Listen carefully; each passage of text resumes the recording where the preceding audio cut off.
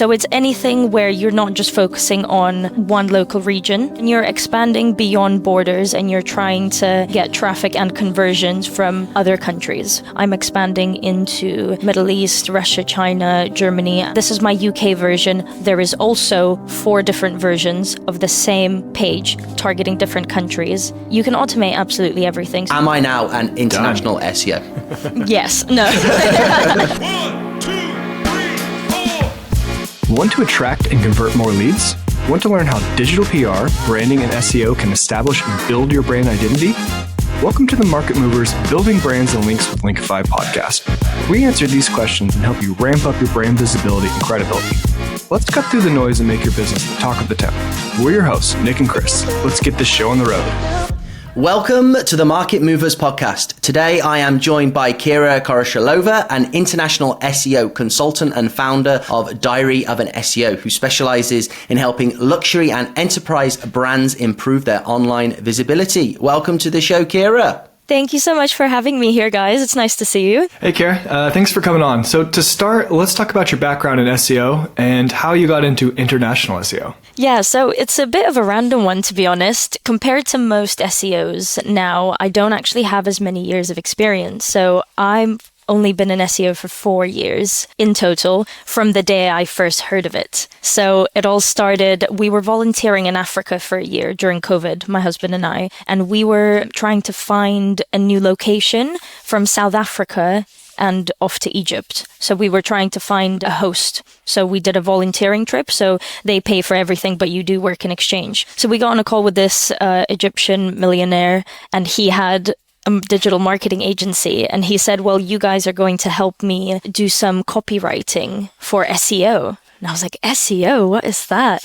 So we went, and it turned out to be very black hat, plagiarized copywriting, but I didn't know it at the time. I was like, yeah, I love writing the same thing 50 times. I just thought it was quite interesting. I remember pulling up the 200 Google ranking factors and reading through all of them. And I was like, wow, this is awesome. And I don't remember what happened from then on up to now. You kind of just get sucked into it. I worked a couple of different jobs, started as a link builder, as we all do. I used to do the local citations manually, which was really fun. And I just kept going. I ended up being a head of SEO at an agency in Cheltenham in the UK. And one day I decided that I felt like I could do more, I could do better. And I had my unique take on what SEO should be like. So I started my own thing in September 2023. Wow. Yeah, young then. I've never heard anyone describe manually submitting the list Google listings, the local listings as fun. So that's I had the best time. That's awesome. And is the Egyptian millionaire still knocking around? I've no idea. No? Okay. No idea. So you made the decision to go out on your own. Why international SEO? Why didn't you just start like a generic SEO agency? My background is quite diverse. I'm from Russia. I grew up in 11 countries, and I just love culture. I love traveling to different places. And I always thought that my job should be doing what I love, traveling, but also making good money with it. So one day I was like, wow, not many people, I'm sure there's other people that are similar to me, but there's not many who have a different take on the international SEO side of things. So we know the technical side. There's people that do a lot of courses that do a really great job, but not many that bring in culture into the mix. And I always thought that was something that was missing from strategies, especially when it comes to conversions. So you can drive millions of sessions to a page, but then your conversions are still low and you keep wondering why. So I wanted to focus on closing that gap. And that's kind of how it all came together. So that cultural appreciation then is a fundamental part. Interesting. Exactly. Yeah. I feel like international SEO just doesn't get much attention overall. Like if you look at YouTube, LinkedIn, there's not anyone I can think of who specializes other than you in international SEO. Why do you think that is? I think it's quite difficult. It's a difficult idea. It's not very difficult when you're actually doing it. I mean, we've got people like Alida, who is my hero and my inspiration. She's a big international SEO star. It does seem like there's more women in international SEO, and I don't really know why. Maybe it is the emotional, cultural thing. But I would say maybe people think it's really difficult and it's easy to make a mistake, which is 100% true. I don't know, maybe it's such a different beast. I feel like local SEO, technical SEO. For us who are in SEO, we've got a very similar character, so maybe we feel safer doing those aspects of it than the risky, like I'm going to test this and it can go terribly wrong and I can lose everything, or I can make 10 million kind of thing. And as the person I am, I'm very risky in that. All or nothing. Yeah. So why don't you start, just for anybody that doesn't know, explaining to us what defines international SEO? Because obviously, like Nick said, most people are in the SEO space on SEO X or YouTube. It's all about, individual sites, even if these sites get big, but international SEO is a different beast. So if you explain that to us, that'd be really cool. Yeah, of course. So international SEO is just if you want to expand anywhere beyond your geographical region. It could be one country. I could be in the UK expanding into the US. That's already international SEO. Or I could be expanding into 196 countries. And that is also international SEO. So it's anything where you're not just focusing on one local region, because there's now, and I'm sure we'll talk about that later, there's localized international SEO, which is where it gets into a bit of a headache. So it's when you're expanding beyond borders and you're trying to get traffic and conversions from other countries. Okay. So what are the main elements then that go into that? Obviously, you're creating content for another culture, whether it's in the same language or a different language. What are like the main categories for an SEO campaign for international? The biggest thing is the Hreflang implementation and the site structure. So those elements, they are kind of the easiest to get right and the easiest to get wrong. If you don't know what you're doing. So before you do anything, you have to pick a structure, and there's 3 main types. And then you have to get your Hreflang implementation, which is all automated now, so there's no excuse to get it wrong. But you have to get the technical side of things right, have your website set up to target those different countries, and then you get into, more of the soft skills with the content and the compartmentalizing different cultures and how to get them to convert. Okay, well, we saw your talk at SEO Mastery, I believe. Yeah. God, that was a long time ago. Which was really good. Okay, so Kira, tell me, I own, let's say, for example, chrispantelli.co.uk, okay? I'm also half Cypriot. I want to break out into the Cypriot market. I buy chrispantelli.cy. I use ChatGPT to translate my entire website and put it on chrispantelli.cy. Am I now an international SEO? Yes. No. So the thing with ChatGPT, I will say straight away, is that it is great for so many things. And it's even great if you have an e-commerce website in Cyprus, for example, and you have 100,000 pages and you use ChatGPT to translate, 9,000 of them, of the pages that you don't really care about, that are just there for some purpose that's not a conversion purpose. The pages that you're using to convert, so as we know, SEO is not on a domain basis, it's a landing page basis.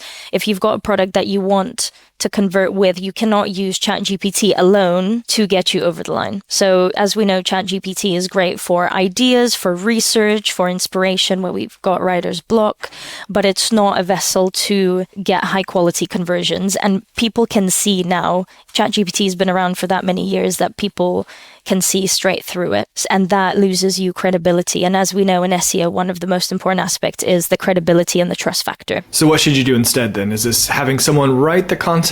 And then also, Chris mentioned having 2 different websites. So is that the right path, or maybe touch on that and how to actually create that content?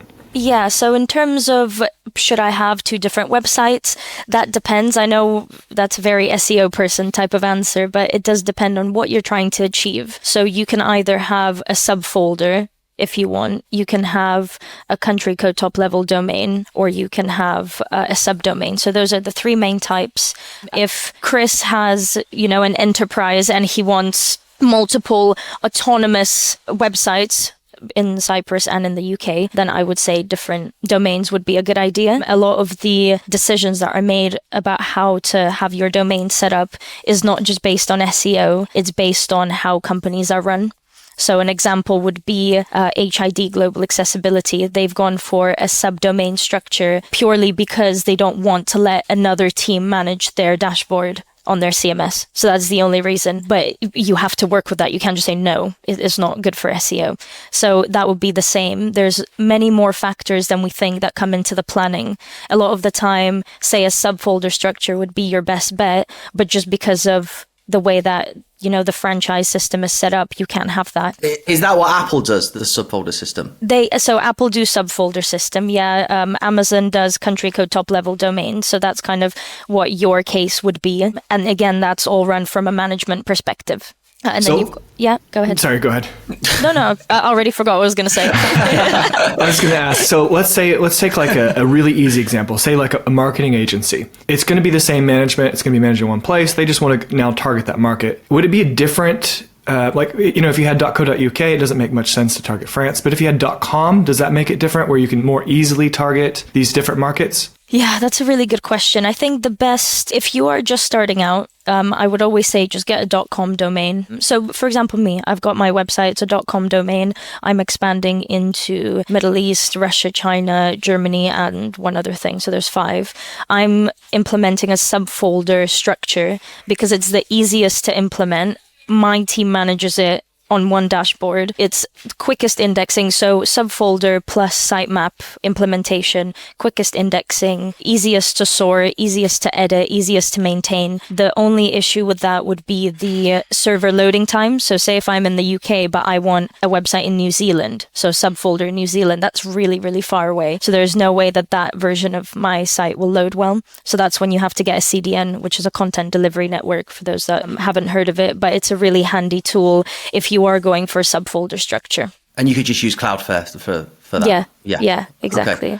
Okay, so you also talked about Hreflang, which was the complicated part of your talk when I was, although the whole thing was about that actually. I had a bunch of notes, I didn't know what they meant. Although it was fascinating. So can you explain what that is? And then also you said it's the easiest thing to get right, but also if it goes wrong, I think you told a really good horror story of the disasters that can come from not properly managing that. So that would be cool as well if you could talk about that. Yeah, of course. So Hreflang is this really fun thing so it's something that you add to your code to tell Google that these similar versions of a page are all actually similar to each other. So just a quick and relatively easy example would be if I'm selling garden offices in the UK, but I also want to sell them in Germany and France and in Mexico. So it's just a piece of code where you say, this is my UK version. There is also 4 different versions of the same page targeting different countries. And that's the structure you would have in the code. So it's something that makes life a lot easier because it avoids duplication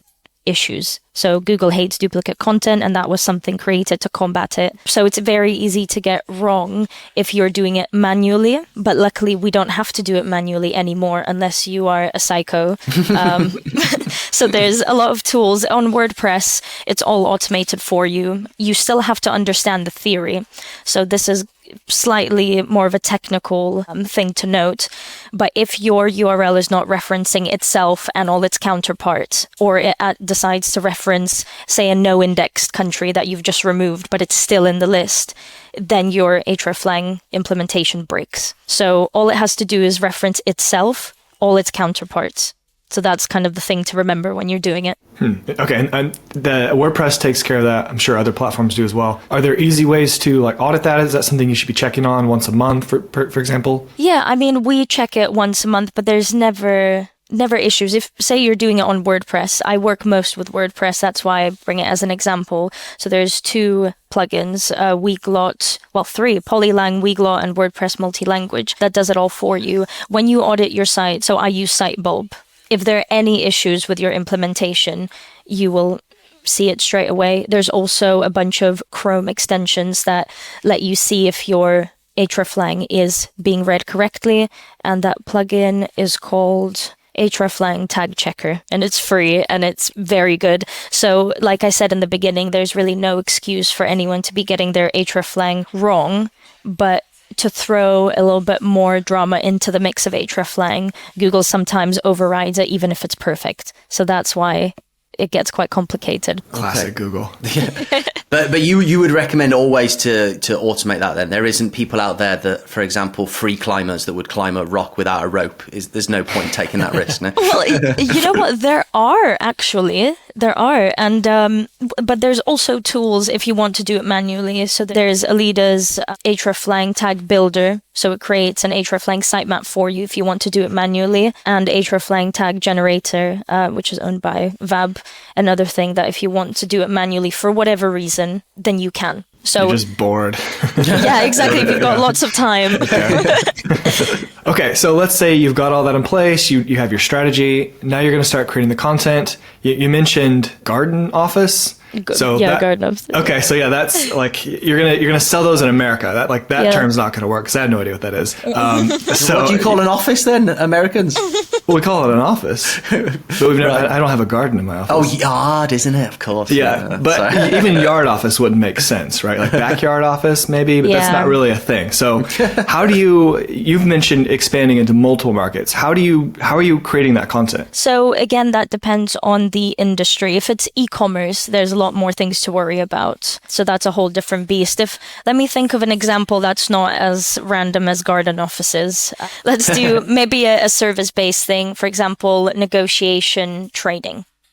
So the product is the same. So it's corporate negotiation training, but the way you kind of deliver it to the potential buyer is going to be very different based on their culture. I don't know if you guys have seen this, but Lily Ray posted something about her Hreflang being overwritten, even though it was right.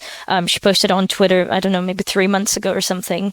And the possible most likely reason for that is because the content itself wasn't targeting the right. So as we know, we hate Google, but also we love Google in that it tries quite hard to show people what they need to see and what's more relevant to them. So what we do is we understand each culture. And I did this in my India SEO talk. It's called cultural compartmentalization. So you group regions, whether it be by continent, just by smaller area, depending on where you want to expand, and you understand what the psychological factors behind their behavior is. And this is all readily available on Google Scholar, which I know none of us have used since school, but it's a really, really handy tool because it compares lots of different cultures and their purchasing behavior with the US. So it's like the US dollar. Everything's compared with the States. But if you understand what consumers from the States are like, you can compare and understand the rest of the world as well. So that's how we craft content. And you asked a question that I ignored a few moments back about how do you actually understand this and what do you actually say to these people? So once you've done your research, you obviously have to look at search volumes. We can't forget about that. And you write the content either yourself or with inspiration from AI tools, but you have a very highly skilled editor and transcreator. So there's translation and there's transcreation that comes on top of it, which is making the content appropriate for whatever country you're going after. So there's an example of a campaign they did for KFC. So the little slogan for KFC is finger licking good. They took it to China and did a 1-for-1 translation, and it ended up being you will eat all your fingers or like your whole arm or something ridiculous like that. So that would be transcreation. We don't want things like that to happen. And once you have that, you would expect that you would get more conversions if you've done it right. For the Lily Ray example then, where you said Hreflang was overwritten by Google, is that because that piece was too far away from the other piece in terms of like contextually? So I'm going to be honest, I didn't actually look deeply into it, but I just remember the post and people sent it to me and said, what do you think? And I just started obviously thinking about what it could be. I would assume that Google chose a different version because it thought it was better, meaning that the signals that you're sending on your target page aren't strong enough. Maybe a lot of people in that country bounced very quickly. So obviously Google takes all of that into account. So whatever the signal was, other than the Hreflang, said to Google, this content is being shown, people are not enjoying it, we shouldn't be showing this, we should show something else instead. So you've really got to get it right then, haven't you, in terms of that cultural appreciation? Yeah, it's very good, it's very useful. So does that mean you're always going to need an editor, someone who is native to that language, who does the final approval, the final check to make sure you're not telling people to eat their fingers? That's always going to be the case? I mean, that would be nice. That would be Okay. the ideal scenario, wouldn't it? But I know that a lot of the time people don't have the resource. I think people can do it themselves if they put in a little bit more effort. So there's from just doing a ChatGPT translation for all your pages to sitting down, even if it's just yourself, having a look at the market research of a certain country. For example, if you're trying to get into the Indian market, have a read about what people are like, have a read about the language that's used. You can do it yourself. It will take you a lot longer, obviously, and you might need to ask a friend, but you don't have to break the bank to do it the right way. You just have to put in a little bit of effort. Yeah, that's awesome. But also, I suppose on an enterprise level as well, this becomes not just about technical implications or the conversion implications. It's also the brand implications. Like if you're going to act, I mean, we see this even sometimes with like movie releases where, it's been released as a title across the world, apart from one country where it's a deeply offensive word for whatever reason. So they have to like call it something different in that country. But I mean, that could have a significant impact on the brand, couldn't it, if they get this wrong? 100%. That is the worst case scenario. But also you would expect, if it's enterprise corporate level, you would expect that they would have the budget to care. If you're expanding into that country and you want to sell, you want to show that you have made some sort of effort to understand the people that you're selling to. And it's in terms of the time investment and the monetary value that you get back from it, especially for corporates, it can be completely life-changing for them. If you are in one country and you've got, I don't know, a crap implementation in 5 countries, all of a sudden someone goes and fixes it up for you, and now you're in 15 countries and you're smashing it across all of them, as millions and millions of pounds in revenue. That's awesome. I'm just thinking if you've had any like horror stories of where, like the movie suggestion that I said, or the KFC thing. I just think that's fascinating, especially when huge corporate brands get things like that wrong. It's like almost unbelievable, isn't it? Yeah, exactly. There was, I don't remember which one it is. I think maybe it's the same example as you're saying, Chris. It was it Squid Game? Someone told me that the Hindi subtitles for Squid Game were like the furthest from correct it could be, and they were using almost one-to-one translation just from Korean to Hindi, and people, like the whole Indian population was like, I cannot watch this makes zero sense. And obviously Squid Game is so popular, so a lot of people in India do watch Netflix as well, so you would hope that they would do a bit better with it, but that's what they did. They translated and they didn't transcreate.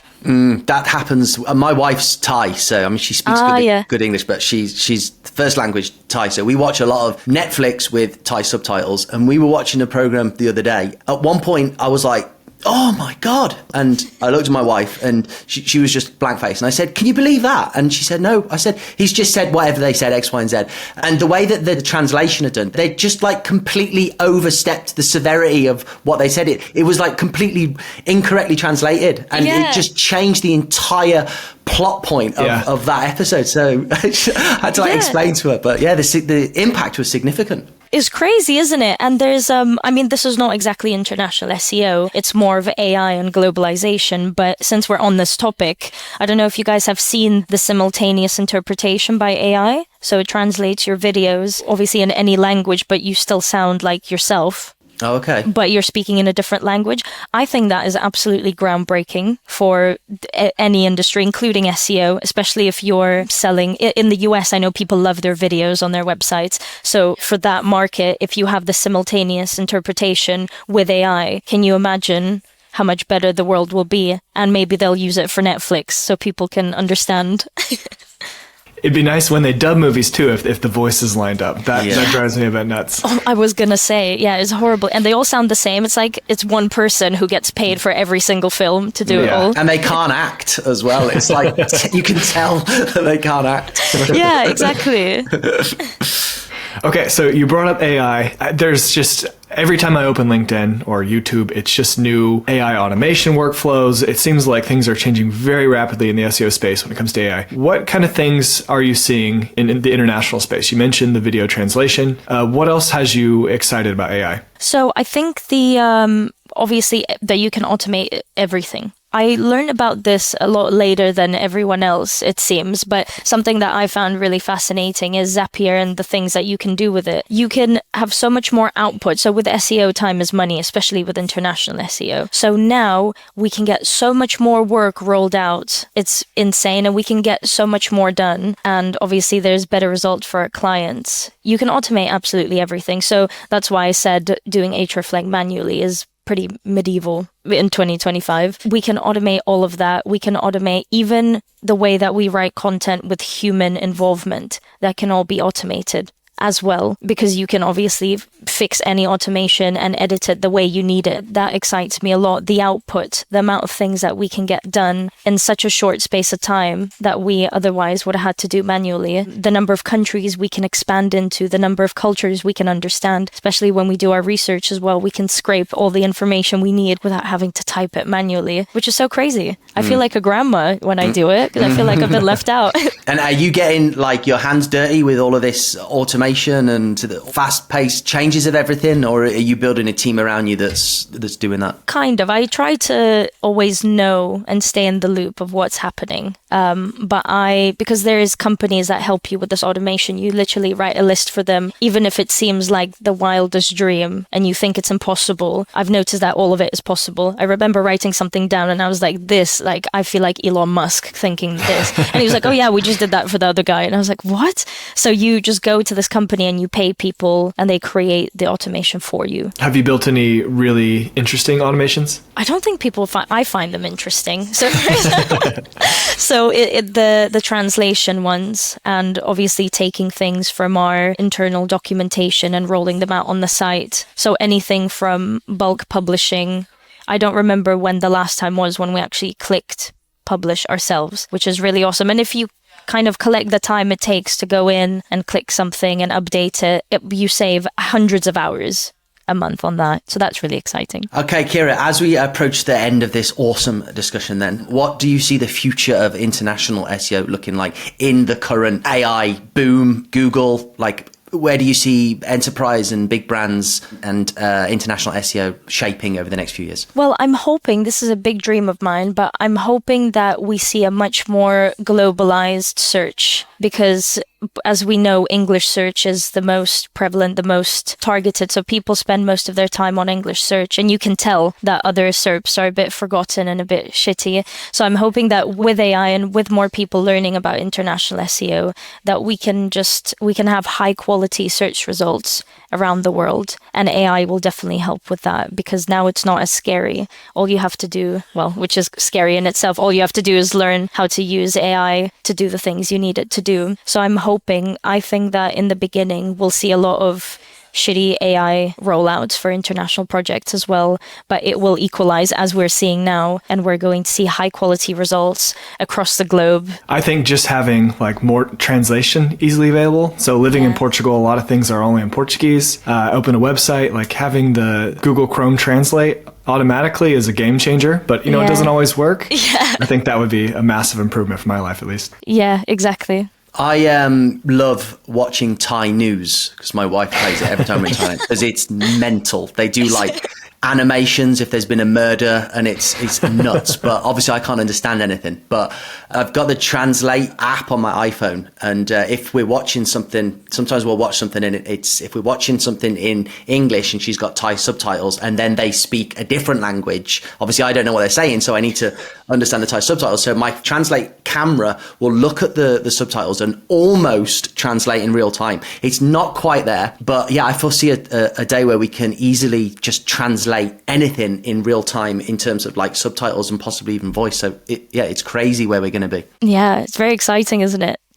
Okay, Kira, this has been a fantastic talk. Thanks for coming on. But for people who want to find you, where can we send them? LinkedIn, if you just type my name in. And then put SEO after it, you should be able to find me. That's awesome, okay. Kira. Awesome. Thank you so much. Are you speaking at any conferences anytime soon? So I've got Greece in May, Italy in June, and Thailand in November. Ooh. Oh, okay. So yeah, we'll see I'm you sure. in Thailand then. Yes. Yeah. Oh my God. Thank you so much for having me, guys. You've been awesome. Thanks, Kira. Thank you. Bye. And that wraps up this episode of Market Movers Building Brands and Links with Linkify. Big thanks to our parent company, Linkify, the wizards behind turning ambitious businesses into standout brands. Hit up our website at linkify.io and take the first steps towards brand greatness. Big shout out to Fame for making this podcast possible. Thanks for listening, folks. Stick around for more insights in our next episode. Catch you later.